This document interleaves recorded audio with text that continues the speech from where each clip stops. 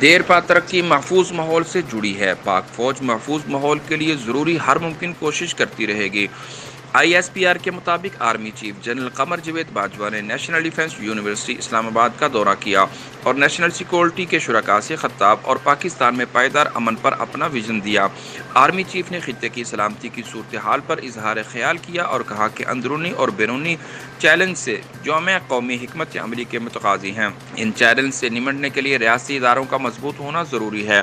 Army chief کا کہنا تھا کہ ملک میں دیرپا اقتصادی اور سماجی ترقی محفوظ ماحول سے جڑی ہے۔ پاک فوج محفوظ ماحول کے لیے ضروری ہر ممکن کوشش کرتی رہے گی۔ پاک فوج ملک کی سلامتی اور دفاع کے لیے پرعزم ہے۔ قومی احتساب بیورو نیب لاہور نے مسلم لیگ نون کے مرکزی رہنما اور رکن قومی اسمبلی خواجہ محمد آصف کو طلبی کا نوٹس بھجوا دیا۔ خواجہ آصف کو cantt housing society Sialkot case میں طلب کیا گیا ہے۔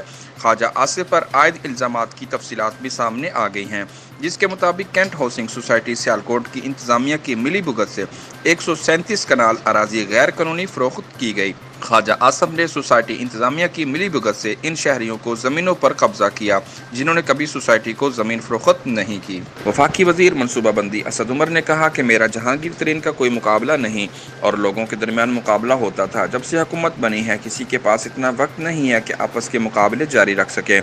جہاں تک وفاقی حکومت کی بات ہے، ہم نے معاملات صحیح سمت پر ڈال دیے ہیں۔ ہمارا سفر شروع ہو چکا ہے۔ انہوں نے کہا کہ فواد چودھری کا انٹرویو نہیں سنا لیکن اس کی بازگشت مجھ تک پہنچ گئی۔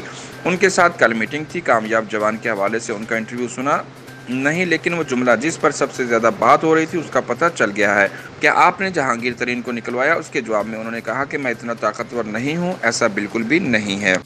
اسکول نے معاف کی گئی فیس والدین سے طلب کر لی۔ سی اے ایس اسکول نے سندھ ایمرجنسی ریلیف آرڈیننس 2020 میں معاف کی گئی 20% فیس والدین سے طلب کر لی، جس سے والدین میں بے چینی پھیل گئی۔ انہوں نے وزیر تعلیم سعید غنی سے کہا کہ وہ اس معاملے کا نوٹس لے۔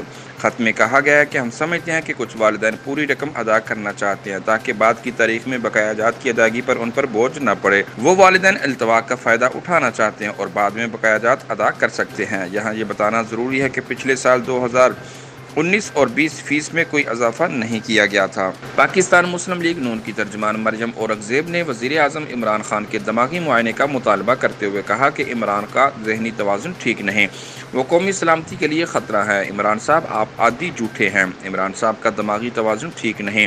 مریم اورنگزیب کا کہنا تھا کہ عمران صاحب ملک اس لیے ترقی نہیں کر رہا کیونکہ بی آر ٹی کے 128 ارب کے کھڈوں پر آپ جواب دہ نہیں۔ عمران صاحب ملک اس لیے ترقی نہیں کر رہا کیونکہ فارن فنڈنگ کیس میں آپ قانون کے سامنے جواب دہ نہیں۔ انہوں نے کہا کہ عمران صاحب ملک اس لیے ترقی نہیں کر رہا کیونکہ آپ 23 خفیہ بینک اکاؤنٹس پر جواب دینے کو تیار نہیں۔ عمران صاحب ملک اس لیے ترقی نہیں کر رہا کیونکہ شہباز شریف کے ہرجانہ کیس میں آپ جواب دہ نہیں بلکہ مفرور ہیں۔ اسلام آباد میں احتساب عدالت میں نارووال اسپورٹ سٹی کی تعمیر میں اختیارات کے غلط استعمال کے کیس کی سماعت ہوئی۔ مسلم لیگ نون کے رہنما اور سابق وفاقی وزیر احسن اقبال احتساب عدالت کے جج محمد بشیر کے روبرو پیش ہوئے۔ نیب پراسیکیوٹر نے عدالت سے استدعا کی کہ انویسٹیگیشن جاری ہے، ریفرنس دائر کرنے کی مہلت دی جائے۔ نیب پراسیکیوٹر کا یہ بھی کہنا تھا کہ سینئر سٹیزن موجودہ حالات میں عدالت میں آنے سے انکاری ہیں۔